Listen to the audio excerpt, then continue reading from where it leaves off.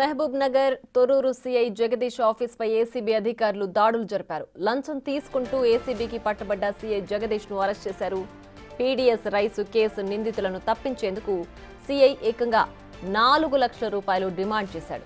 2 నెలల క్రితం ఆదిలాబాద్ కు చెందిన ఓ నిందితుడు పీడీఎస్ రైస్ అక్రమంగా తరలిస్తూ దంతాలపల్లి దగ్గర దొరికాడు. అతన్ని సీఐ 4 లక్షలు డిమాండ్ చేయగా 2 లక్షలకు బేరం కుదిరింది.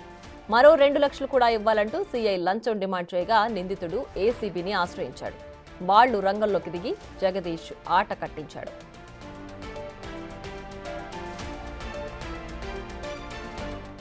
మరింత సమాచారాన్ని మా ప్రతినిధి వేణు ఫోన్ లైన్లో అందిస్తారు. వేణు, ఏంటి ఈ ఘటనకు సంబంధించిన డీటెయిల్స్?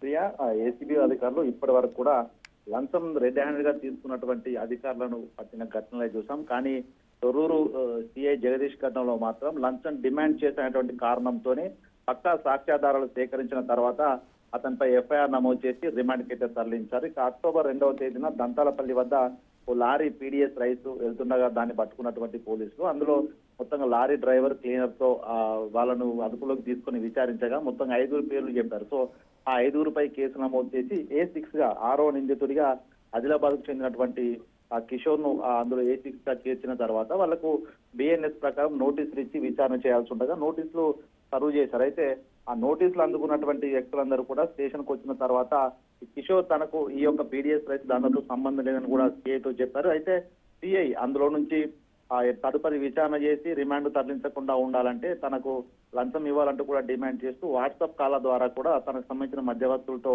ఆయన బేరసారాలు చేశారు. అయితే మొదటగా 2 లక్షలు ఇచ్చినటువంటి ఆ యొక్క A6 నిందితుడు తర్వాత ఆ యొక్క ఈ సమస్య సమస్యపోయిందని భావించాడు. కానీ గత 4 రోజుల నుంచి కూడా మరోసారి మిగతా 2 లక్షలు తనకు చెల్లించాలంటూ కూడా కొంత ఫోన్ లో బెదిరింపులకు తీయడంతో ఆ ఆడియో రికార్డును కూడా ఆయన మరో ఫోన్ లో రికార్డ్ చేసుకుని ఏసీబీని ఆశ్రయించారు. సో ఏసీబీ అధికారులు ఆడియో విన్న తర్వాత లంచం డిమాండ్ చేసేటువంటి నిరూపించుకొని ప్రత్యేక డివైస్ ద్వారా సిఐని అప్రోచ్ అయ్యారు. అయితే సిఐకి కొంత అనుమానం కలిగి ఈ 2 లక్షలు తీసుకోవడం మీరు అని చెప్పాడు. కానీ ఆ ప్రత్యేక డివైస్ లో ఉన్నటువంటి ఆడియోను ఆధారంగా చేసుకుని సిఐ ముందు ప్రొడ్యూస్ చేసి ప్రస్తుతం తనైతే రిమాండ్ చేస్తున్న పరిస్థితి ఉంది. మొత్తంగా రేపు తనను కోర్టులో ఏసీబీ కోర్టులో హాజరుపరచబోతున్నారు.